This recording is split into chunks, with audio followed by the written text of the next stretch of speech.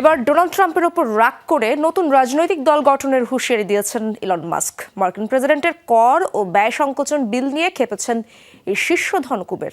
যেসব আইন প্রণেতা বিলের পক্ষে ভোট দেবে তাদেরও দেখে নেয়ার হুমকি দিয়েছেন তিনি। এদিকে পাল্টা জবাবে ইলন মাস্কের সব প্রতিষ্ঠানের ভর্তুকি পুনর্বিবেচনার নির্দেশ দিয়েছেন ট্রাম্প। তার দাবি, ভর্তুকি বন্ধ হলে ব্যবসা গুটিয়ে দক্ষিণ আফ্রিকা ফিরে যেতে হবে মাস্ককে।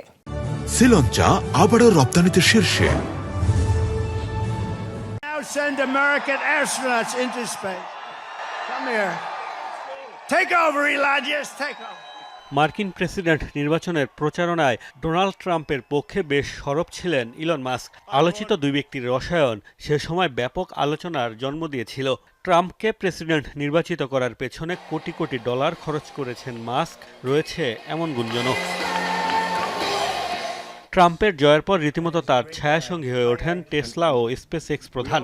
দক্ষতা বিষয়ক বিভাগের প্রধান হিসেবে দায়িত্ব পাবার পাশাপাশি মন্ত্রিসভা গঠন থেকে শুরু করে প্রেসিডেন্টের প্রতিটি সিদ্ধান্তে তার প্রভাব নজর এড়ায়নি। বিভিন্ন নীতিতে অন্ধ সমর্থন দিয়েছেন পরস্পরকে, সমালোচনার মুখে একে অপরের পক্ষে সাফাই গিয়েছেন। ট্রাম্প ও মাস্কের এই ঘনিষ্ঠ বন্ধুত্বে ফাটল ধরতেও সময় লাগেনি। মার্কিন প্রশাসনে 130 দিনের দায়িত্ব পালন শেষ করেই যেন ট্রাম্পকে নিজের শত্রু বানিয়ে নিয়েছেন মাস্ক। প্রেসিডেন্টের কর ও ব্যয় সংকোচন সংক্রান্ত বিগ বিউটিফুল বিলকে কেন্দ্র করে ক্রমেই উত্তেজনা বাড়ছে দুই বন্ধুর মধ্যে। নিজের সামাজিক মাধ্যম এক্সে দেয়া একের পর এক পোস্টে আলোচিত বাজেট বিলটির তুমুল সমালোচনা করেন টেসলার সিইও। যেসব আইন প্রণেতা বিলটির পক্ষে অবস্থান নেবে তাদের দেখে নেয়ার হুমকিও দেন তিনি। পাশাপাশি যুক্তরাষ্ট্রে একদলীয় শাসন চলছে বলে অভিযোগ করে আমেরিকান পার্টি নামে নতুন রাজনৈতিক দল গঠনের হুঁশিয়ারি দিয়েছেন।